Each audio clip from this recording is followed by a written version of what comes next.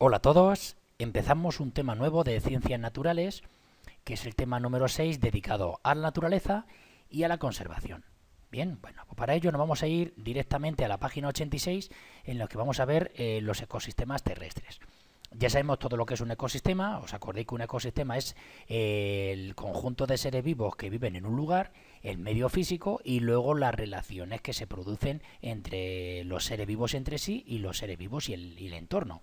Bien, bueno, en los ecosistemas terrestres, pues los seres vivos, como dice el nombre, si es terrestre, pues están en el suelo y están rodeados de aire. Bien, hay distintos tipos de ecosistemas terrestres que vamos a ver. Lo vamos a ver un poquito más grande que lo veamos. En primer lugar encontramos los bosques.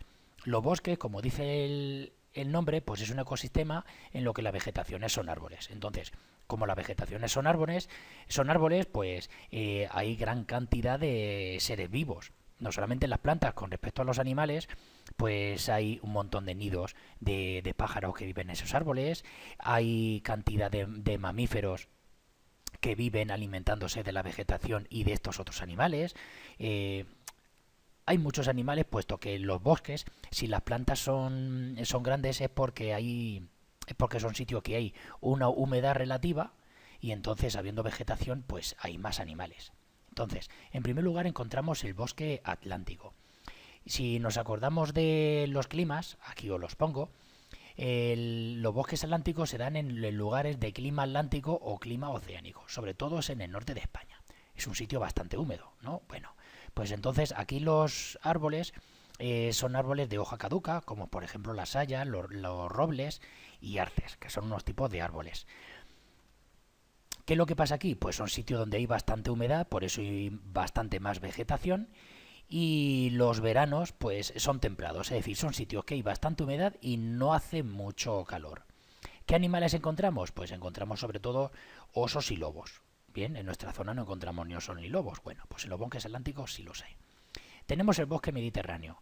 Si recordamos otra vez el mapa de los climas, si os acordáis, el clima mediterráneo se da en esta zona y luego por la parte del interior también, lo único que es un clima bastante más seco. De por sí, si el clima mediterráneo es seco, pues en la parte del interior más seco todavía.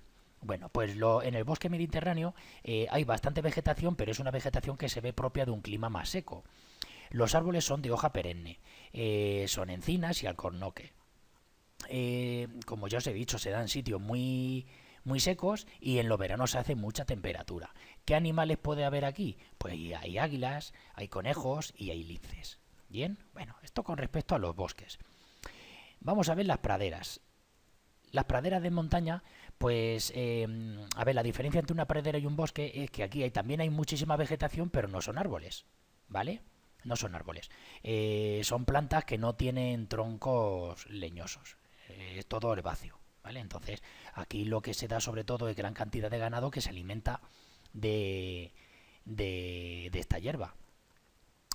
Sus plantas, por ejemplo, pueden ser pues tréboles, hay orquídeas, hay violetas, y entonces como hay mucha vegetación de este tipo, hay muchísimos insectos, como saltamontes, marmotas, y luego también hay algunas aves. Bien, y como es una pradera de montaña, se da en lugares donde hay bastante humedad, pero hay mucho más frío, ¿vale? En los climas de montaña, si lo recordamos, se dan en las partes altas, por ejemplo, los picos de Europa, los Pirineos, los picos altos que puede haber en el interior de la península, etcétera. Y luego tenemos los desiertos y las estepas. Los desiertos y las estepas son propios de lugares donde hay muchísima sequedad, hay muchísima sequía. Por ejemplo, si recordamos los climas otra vez, pues en la parte de interior las zonas secas y luego también la zona de Murcia, pero bueno, la parte de interior que en los veranos hay muchísima sequía, se suele dar este tipo de vegetación. Es herbácea, pero es de muy pequeña altura. Son matorrales, son por ejemplo por los tomillos. Nuestros cerros, en alrededor de Bolaños, en Castilla-La Mancha, suele predominar este tipo de paisaje también.